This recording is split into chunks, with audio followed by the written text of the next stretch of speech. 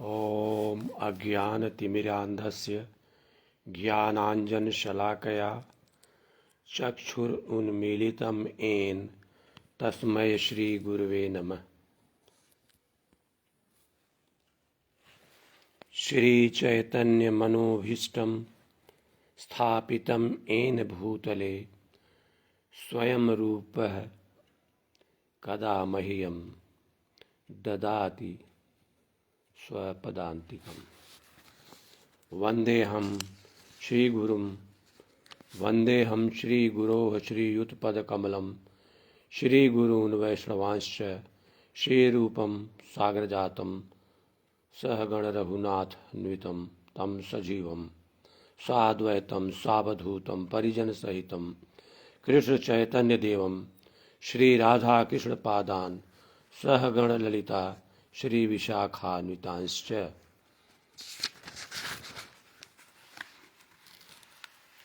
हे कृष्ण करुणा सिंधो दीनबंधो जगतपते गोपेश गोपिका कांतम राधा कांतम नमोस्तुते। तप्त कांचन गौरांगी राधे वृंदावनेश्वरी वृषभानुसुते देवी प्रणमामि हरिप्रिये। वृषभानुसुते देवी प्रणमामि हरिप्रिये। Ladies and gentlemen, dear friends, today I shall discuss about Brahman and Atman. Especially in chapter 2, in the beginning, I shall try to discuss about Brahman as it is depicted in Avadhuta Gita of Dattatreya. Chapter 2 begins with the slok बालस्य वा विषय भोगरतस्य वापि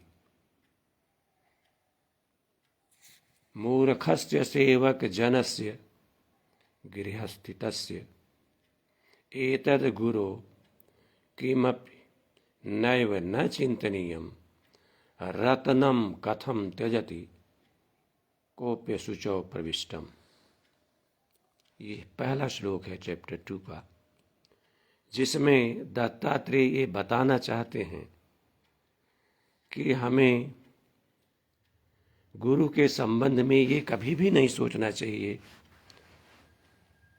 कि गुरु जो है बच्चा है या युवा है या बालक है, या जो सांसारिक प्लेजर्स हैं, जो संसार के आनंद हैं, उनमें लगा रहता है, उसमें रत व्यक्ति है, मूर्ख है, सेवक है, गृहस्थ है। इन सभी इस तरह के बिंदुओं के विषय में, इस तरह की बातें गुरु के विषय में हमें नहीं सोचना चाहिए। गुरु शब्द जो होता है उसमें गु और रु। गु का मतलब होता है अंधकार, डार्कनेस, अज्ञान, इग्नोरेंस, और रु का मतलब होता है नष्ट करने वाला, समाप्त करने वाला, डिस्ट्रॉयर।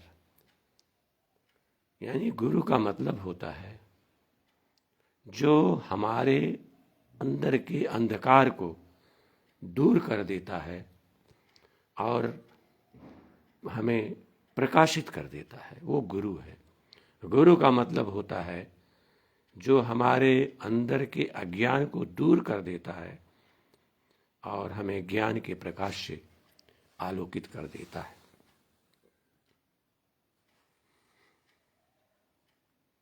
गुरु जो है युवा हो सकता है या सांसारिक सुखों को भोगने वाला व्यक्ति हो सकता है, वह अशिक्षित हो सकता है, वह कहीं नौकर हो सकता है, वह गृहस्थी संभालने वाला व्यक्ति हो सकता है। लेकिन हमें मीन्स शिष्य को, सीकर को, खोजने वाले व्यक्ति को, जो ब्राह्मण के बारे में जानना चाहता उस व्यक्ति को गुरु के संबंध में इन बिंदुओं पर विचार ही नहीं करना चाहिए कि गुरु मेरा कैसा है। उत्तम विद्या लीजिए यद्यपि नीच पे होय, पारौ अपावन ठौर में कंचन तजत न कोय। इसलिए हमें गुरु के संबंध में ये बातें कंसीडर नहीं करनी चाहिए। हमें केवल उसका जो ज्ञान है, जो उसके अंदर सार ज्ञान है, जो उसको एसेंस का ज्ञान है, जो उसको यह चीज मालूम है कि अद्वैत क्या है, जो उसे मालूम है कि आत्मन और ब्राह्मण एक है और कैसे एक है, जो इसको ये चीजें मालूम है, हमें उसे ग्रहण करना है। हमें वो क्या कर रहा है, वर्ल्डली प्लेजर्स में है या यंग है या चाइल्ड है या ओल्ड है, नर है, नारी है, अशिक्षित है, लिटरेट नहीं है, नौकरी पेशा वाला है, गृहस्थी में लगा हुआ है, इन बिंदुओं को हमें सोचना ही नहीं चाहिए। हमें केवल उससे सीखना है। सार सार को गहिर है थोथा दे उड़ाए। हमें सार तत्व को लेना है। A guru may be young or an enjoyer of worldly pleasures. He may be illiterate or a servant or a householder, but none of these should be taken into consideration. Does one give up a gem dropped in the dirt? अगर कचरे में या गंदगी में हीरा गिरा हो, जवाहरात गिरा हो, स्वर्ण गिरा हो, तो क्या हम उसको छोड़ देते हैं? नहीं छोड़ देते, उसको उठा लेते हैं, उसको ग्रहण कर लेते हैं। यानी हमें सार को ग्रहण करना है, हमें अपने काम की वस्तु को लेना है, हमें अन्य बिंदुओं पर नहीं जाना है कि मेरा गुरु अशिक्षित है या शिक्षित है। गुरु मीन्स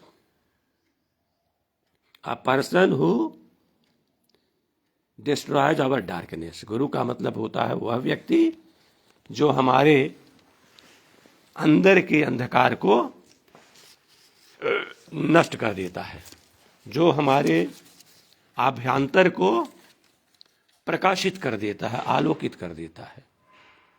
गु मीन्स डार्कनेस और इग्नोरेंस, रू means destroyer. He who destroys ignorance is the guru। Guru young है, गुरु युवा है, तो इसका मतलब ये नहीं है कि उसके अंदर हमें देने के लिए कुछ नहीं है। इसका मतलब ये नहीं है कि उसके अंदर आध्यात्मिकता नहीं है। Spirituality cannot be measured by age alone। Children may be more spiritually minded than their parents।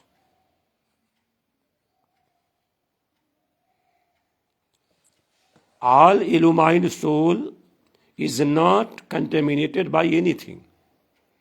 अगर गुरु इल्यूमाइंड है, अगर गुरु ज्ञान के आलोक से आलोकित है, तो वो संक्रमित इन सांसारिक चीजों से नहीं होता। कि वो अशिक्षित है, वह गृहस्थी का जीवन जी रहा है, वो नौकर है, वो सांसारिक विषय भोगों में लगा हुआ है, इन चीजों से जो गुरु होता है, जो स्पिरिचुअली इल्यूमिनेटेड है, जो आध्यात्मिक रूप से आलोकित है, वह इससे कंटामिनेटेड नहीं होता। इससे उसके अंदर किसी प्रकार का दूषण नहीं आता है, इससे उसके अंदर किसी प्रकार का दोष नहीं आता है। जो सामान्य व्यक्ति है, जो जन सामान्य है, वो इन विषय भोगों में, वो इन सांसारिक सुखों से प्रभावित रहते हैं।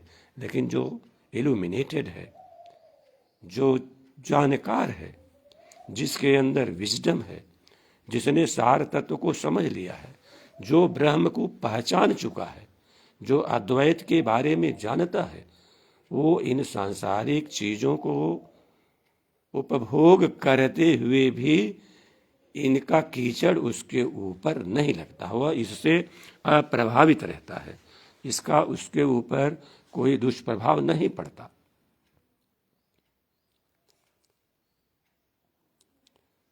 हम लोग जो हैं, जन सामान्य हैं, वो इन चीजों से दूषित हो जाते हैं।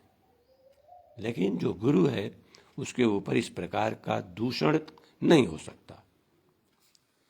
Apparently he may be engaged in worldly pursuits due to prarabdha or the momentum of his past action, but that does not affect his knowledge. प्रारब्ध के कारण वर्तमान में जो हम कर्म करते हैं, हमारे दार्शनिक ग्रंथ, हमारे धार्मिक ग्रंथ, हमारे दर्शन शास्त्री ऐसा मानते हैं कि ये हमारा प्रारब्ध बन रहा है। इसी के आधार पर हमको फ्यूचर में, हमको भविष्य में कुछ भोगना पड़ेगा। इसी के आधार पर हमको पे करना पड़ेगा। जैसा कर रहे हैं वैसा हमको पेमेंट मिलना है, वो है प्रारब्ध।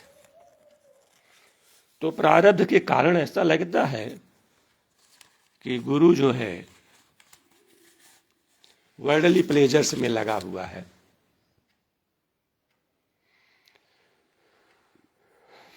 But that does not affect his knowledge.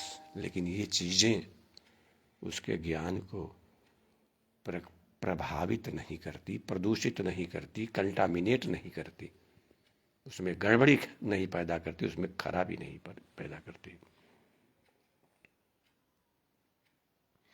The teachings of a guru should not be judged from the standpoint of literary merit.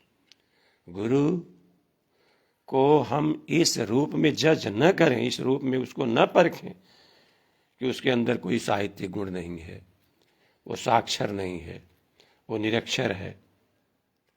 इसके आधार पर हम उसको नहीं परख सकते। महात्मा कबीर दास क्या थे? मसी कागज छुयो नहीं, कलम गयो नहीं हाथ। मसी कागज, मस मीन्स स्याही, इंक, कागज मीन्स पेपर। मसी कागज छुयो नहीं। Kabir Das never touched the ink and the paper. कलम गयो नहीं हाथ। He never took pen to write something. He was illiterate. तो जो विजडम है वो इसका मोहताज नहीं होता, क्योंकि गुरु इन चीजों से अप्रभावित रहता है, इससे प्रदूषित नहीं होता है।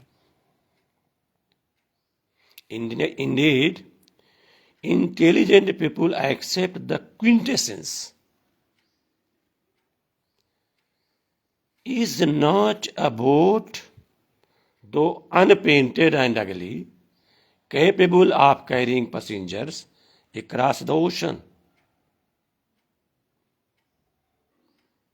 जो बुद्धिमान जन हैं वो केवल मर्म को जानना चाहते हैं। गुरु के पास जो खजाना है उसकी चाबी प्राप्त करना चाहते हैं, गुरु से सार तत्व को प्राप्त करना चाहते हैं।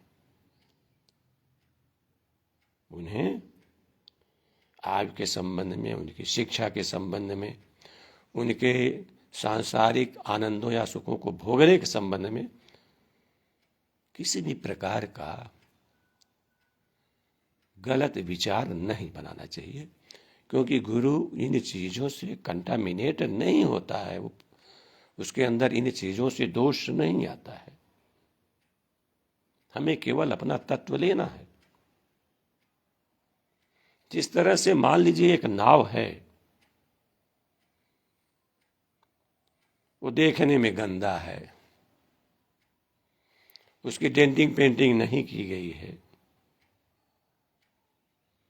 तो क्या वो हमें सागर के उस पार तक नहीं ले जा सकता? अर्थात ले जा सकता है। अवधूत गीता में दत्तात्रेय कहते हैं, नैवात्र काव्य गुण एव तू चिंतनीयो। काव्य गुण है गुरु में कि नहीं, इस चिंतनीय नहीं है, इसको सोचने की जरूरत नहीं है। ग्राह्य परम गुणवता खालु सारियो। केवल हमें गुरु के जो अंदर गुण हैं, गुरु के अंदर जो सार तत्व हैं, वो हमारे लिए ग्राह्य है, उसको ग्रहण करना चाहिए। सिंदूर चित्र रहिता भुवि रूप शून्य पारम न किम नयति नौरिह गंतु कामान। नैवात्र काव्य गुण एव तु चिंतनीयो ग्राह्य परम गुणवता खलु सार एव। सिंदूर चित्र रहिता भुवि रूप शून्य पारम न किम नयति नौरिह गंतु कामान। The teachings of the Guru should not be judged from the standpoint of literary merit.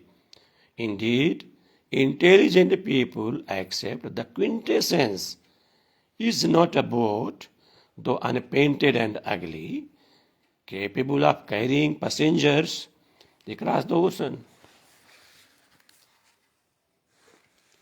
प्रत्येन विना एन निश्चलेन चलाचलम ग्रस्तम स्वभावतः शांतम चैतन्यम गगनोपमम। जो ब्रह्म है, जो ब्राह्मण है, मोशनलेस है, गतिहीन है, गति शून्यता है उसमें, इसके बावजूद बिना प्रयास के वो जो चल और अचल हैं, जो न चलने वाली हैं, जो और जो गतिमान हैं, वो उन सब का स्वामी है, सबको पोजेस करता है, सबका स्वामित्व उसके पास है, सबका मालिकाना उसके पास है। और वो भी बिना एफर्ट के, बिना किसी प्रयास के बिना। ब्रह्म जो है वो गतिमान और अचल चीजों को पोजेस करता है, और वो भी बिना किसी विशेष प्रयत्न के। जो ब्राह्मण है उसका स्वभाव है, उसकी प्रकृति है शांत, चेतनामय, और हर चीजों में व्यापकता। किसकी तरह से? अंतरिक्ष की तरह से, आकाश की तरह से। The motionless Brahman possesses all that is movable and immovable without any effort. It is by nature calm, conscious, and all-pervading like space. प्रयत्नेन विना एन निश्चलेन चलाचलम ग्रस्तम स्वभावतः शांतम चैतन्यम गगनोपमम। गगनोपमम, गगन, स्पेस, आकाश, अंतरिक्ष।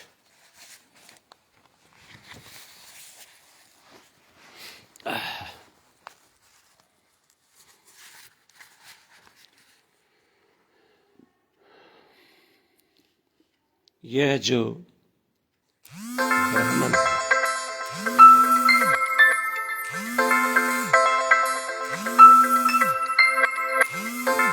ब्राह्मण है,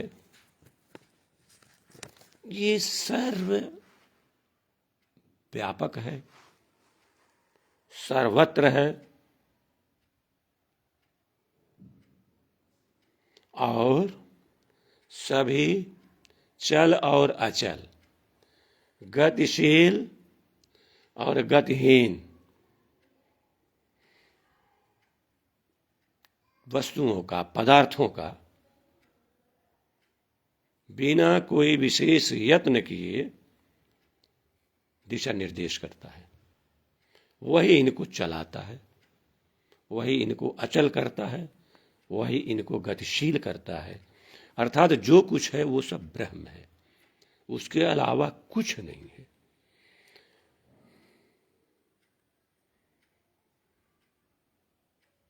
इसलिए जो ब्राह्मण है वह हमसे अलग कैसे हो सकता है? अर्थात हम ही ब्राह्मण हैं। ब्राह्मण इज इनडिविजिबल टू मी, वो हमसे अलग नहीं हो सकता। जो ब्राह्मण अद्वैत है वह हमसे अलग कैसे हो सकता है? अर्थात हमसे अलग नहीं हो सकता।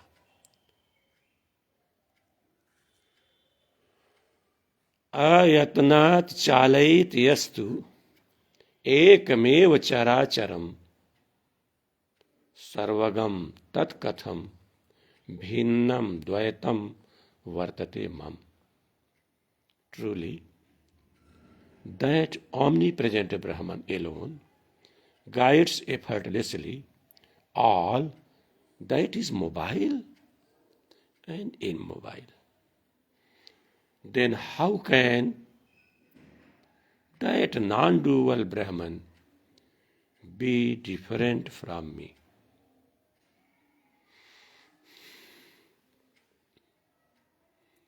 जान ही तुम ही हुई जाई।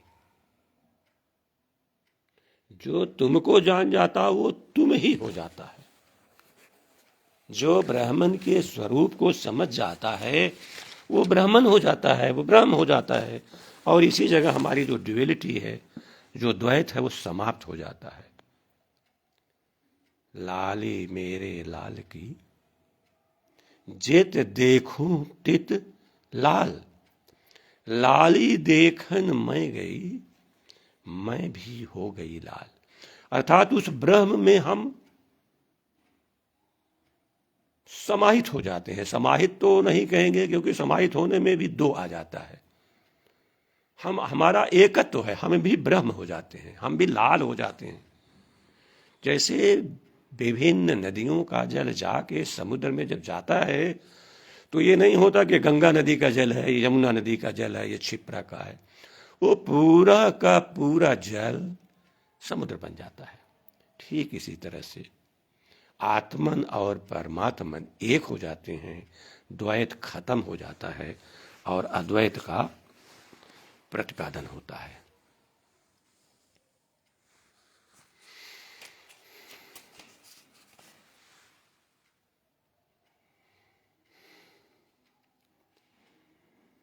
अहमेव परम यस्मात् सारासारतरम शिवम गमागम विनिर्मुक्तम निर्विकल्पम निराकुलम। निर्विकल्पम निराकुलम। हम कहते हैं सत्यम शिवम सुंदरम ब्रह्म के बारे में। सत्यम शिवम सुंदरम, ये तीनों ब्रह्म के स्वरूप हैं। और ये भी कहते हैं ब्रह्म का कोई स्वरूप नहीं होता। सत्यम जिसकी सत्ता है, जो अस्तित्व में है। शिवम जो कल्याणकारी है। और सुंदरम जिसके अंदर ब्यूटी है, वास्तविक सौंदर्य है।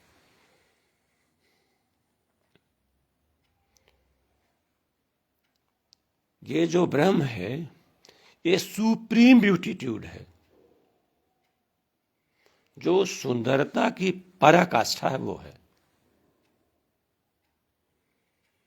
यह जो ब्रह्म है ये आवश्यक या अनावश्यक की सीमा से बाहर है। हम कहते हैं ये चीज आवश्यक है, ये आवश्यक नहीं है, इन सीमाओं से बाहर है। क्योंकि सब ब्रह्म ही है तो आवश्यक और अनावश्यक क्या हुआ?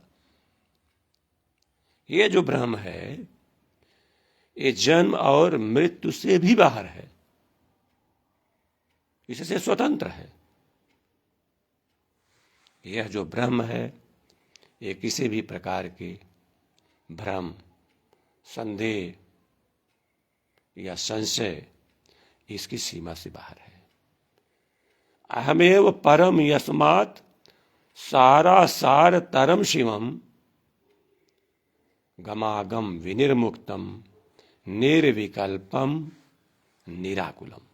Since I am that supreme beatitude, I am beyond the essential and the non-essential.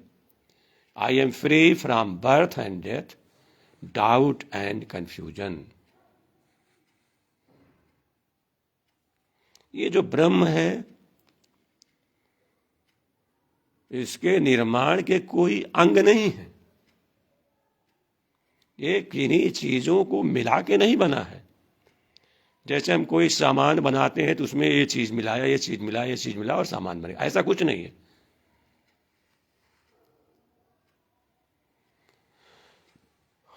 इसलिए जो देवता होते हैं वो भी ब्रह्म की पूजा करते हैं।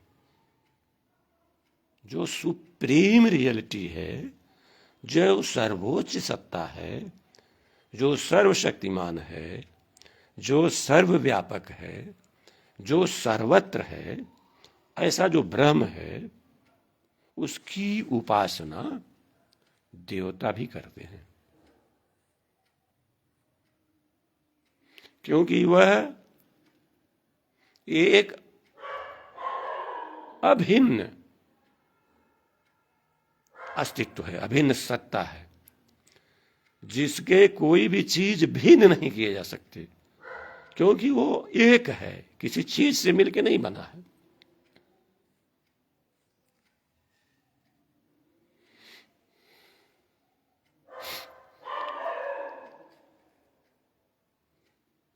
जो देवता है, हम लोग कहते हैं तीन देव रक्षा करें, ब्रह्मा विष्णु महेश। ये जो तीनों देवता हैं ये ब्रह्म की उपासना करते हैं।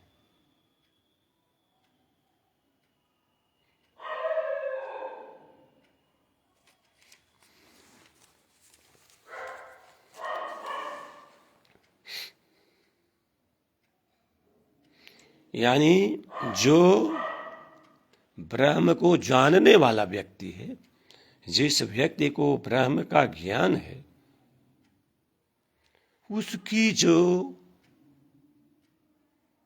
उसका जो स्थान है वो देवताओं से भी ऊंचा है। इसीलिए कहा जाता है गुरुर् ब्रह्मा गुरुर् विष्णु गुरुर्देव महेश्वर, गुरु साक्षात परम ब्रह्म तस्मै श्री गुरुवे नमः। क्योंकि जो गुरु है, गुरु कौन है?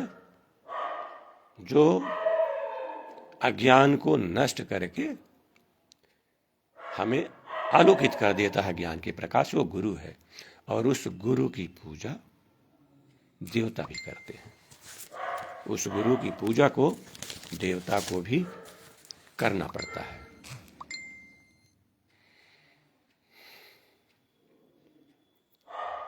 जो देवता होते हैं वह, ऐसा कहा जाता है शास्त्रों में कि एक आकाशीय पिंड है, एक स्वर्गीय पिंड है, एक आकाशीय शरीर है, उनका एक स्वर्गीय शरीर है। और उनको देवत्व इसलिए मिलता है क्योंकि उनके कुछ पुण्य कर्म होते हैं, कुछ अच्छे कार्य होते हैं, जिसके कारण उन्हें देवत्व प्राप्त हो जाता है। लेकिन उन्हें भी इस धरा पर आना पड़ता है। कब आना पड़ता है? जब उनके पूर्व के जमा अच्छे कार्य समाप्त हो जाते हैं, जो उन्होंने अपने अकाउंट में अच्छे अच्छे कार्यों को जमा कर रखा था और उन अच्छे कार्यों के कारण उन्हें देवत्व की प्राप्ति हुई थी। उन अच्छे कार्यों का जो प्रभाव होता है वो जब समाप्त हो जाता है तो उन देवताओं को भी इस धराधाम में आना पड़ता है। इसीलिए देवता भी ब्रह्म की उपासना करते हैं।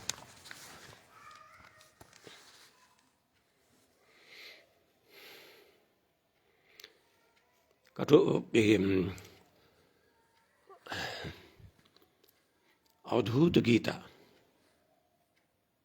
कहता है, सर्वावयव निर्मुक्तम तथाहम त्रिदशार्चितम संपूर्णत्वान गृह्णामि विभागम त्रिदशाधिकम।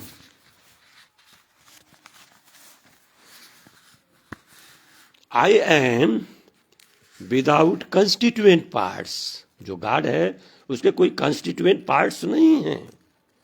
सो I am worshipped by the gods. Since I am that integral being, I do not acknowledge differences between gods such as Brahma, Vishnu and Shiva. वही शिवा जो हमने महेश कहा था वही शिवा है। A knower of Brahmin is higher than the gods because he is illumined, perfect and free from body consciousness. The gods possess celestial bodies due to their virtuous actions, but they are subject to coming back to the earth after the completion of the results of those good actions.